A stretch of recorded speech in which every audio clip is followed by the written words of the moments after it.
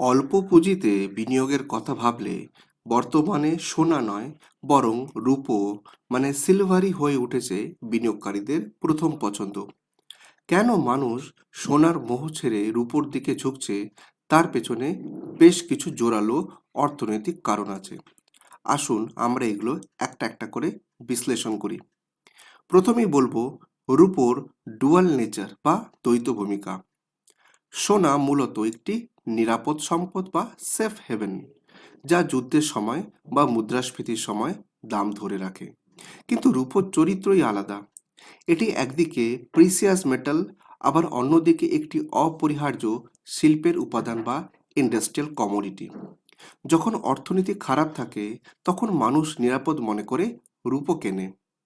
আবার যখন অর্থনীতি চাঙ্গা হয় এবং শিল্পের উৎপাদন বাড়ে, তখন ইলেকট্রনিক্স ও সোলার শিল্পের প্রয়োজনে রূপোর চাহিদাও বাড়ে।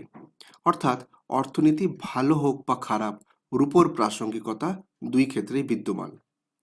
দ্বিতীয় পয়েন্ট, কেন রূপোকে গরিবের সোনা বলা ভুল।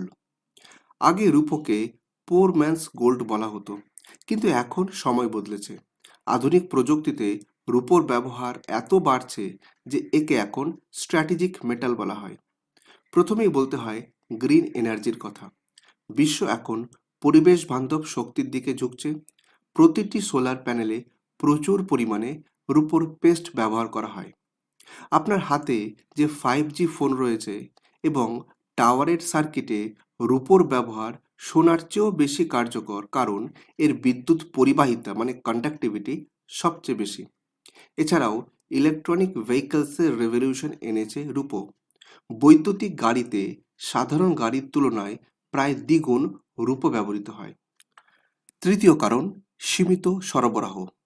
সোনার খনি থেকে শুধুমাত্র সোনাই তোলা হয়, কিন্তু রূপোর ক্ষেত্রে ব্যাপারটা আলাদা। বিশ্বের প্রায় 70% রূপো পাওয়া যায় অন্য ধাতু, যেমন কপার, জিঙ্ক, লেড উত্তোলনের সময় বাই প্রোডাক্ট হিসেবে। এর মানে হলো বাজারে রূপোর চাহিদা বাড়লেই হট করে খনি থেকে বেশি রূপো তোলা সম্ভব নয়। এই যোগান আর চাহিদার যে বিশাল পার্থক্য, এটাই ভবিষ্যতে রূপোর দামকে আকাশছোঁয়া করে তুলতে পারে। এবার বলি চতুর্থ পয়েন্ট, মুদ্রাস্ফীতির বিরুদ্ধে ঢাল। টাকার মান যখন কমতে থাকে, জিনিসপত্রের দাম যখন বাড়ে, তখন ধাতব মুদ্রার মান বাড়ে। সোনা কেনা সাধারণ মধ্যবিত্তের জন্য এখন অনেকটাই বিলাসিতা। ধরুন আপনার কাছে 5,000 টাকা আছে। এই টাকা দিয়ে আপনি এখন সোনা কিনতে পারবেন না বললেই চলে, কিন্তু 5,000 টাকার রূপো আপনি অনায়াসেই কিনতে পারেন, যা ভবিষ্যতে মুদ্রাস্ফীতির বিরুদ্ধে আপনার পুঁজিকে রক্ষা করবে। এবার বলি পঞ্চম পয়েন্ট, গোল্ড সিলভার রেশিওর অঙ্ক।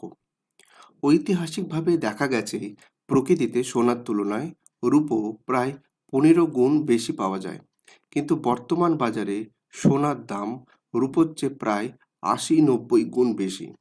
বিশেষজ্ঞরা মনে করেন এই রেশিও যখন সংকুচিত হবে, রূপোর দাম সোনার চেয়ে অনেক দ্রুত গতিতে বাড়বে। সহজ কথায়, সোনা যদি 10% লাভ দেয়, তাহলে রূপো 20-30% লাভ দেওয়ার সম্ভাবনা রাখে। বিনিয়োগের সেরা উপায়গুলি কি, এখন আলোচনা করি। আপনি ফিজিক্যাল রূপো কিনতে পারেন। রূপোর কয়েন বা বার, যেটা 999% বিশুদ্ধতা থাকে, এটা নিজের হাতে রাখা তৃপ্তিও দেয়। এছাড়াও আপনি চাইলে সিলভার ইটিএফে ইনভেস্ট করতে পারেন। শেয়ার বাজারের মাধ্যমে রূপোতে বিনিয়োগ করা হয়, এতে মেকিং চার্জ বা চুরির ভয় একদমই নেই।